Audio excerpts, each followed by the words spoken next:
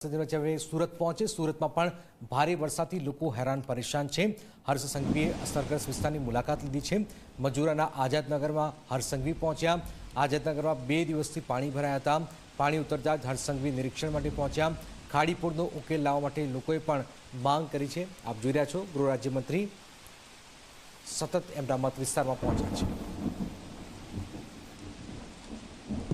માત્ર 36 કલાકમાં 16 ઇંચથી વધારે વરસાદ આવ્યો, પરંતુ પહેલા દિવસે જેમ વરસાદનું પ્રમાણ ઘટ્યું, પાણી ઉતરતાની સાથે મહાનગરપાલિકાની ટીમ દ્વારા દવા છાંટવાની કામગીરી હોય, સફાઈની કામગીરી હોય, સાથે સાથે આ બધા જ લોકોને મહાનગરપાલિકાની જે સ્કૂલો છે અને બીજી જે કંઈ વ્યવસ્થાઓ છે ત્યાં સુરક્ષિત રીતે ખસેડવાની કામગીરી હોય, આ બધી જ કામગીરી ખૂબ સરળતાથી ને સારી રીતે મહાનગરપાલિકાની ટીમ અને પોલીસ દ્વારા કરવામાં આવી।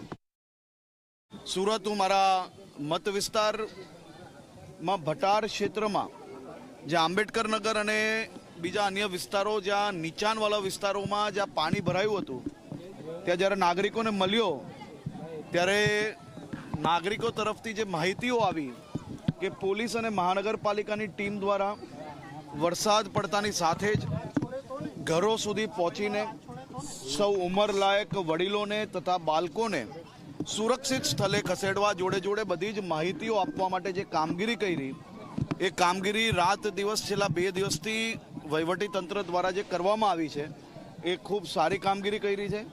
આ તકલીફ પડી છે, વરસાદ ક્યારેય ના આવ્યો હોય એવો વરસાદ આવ્યો છે।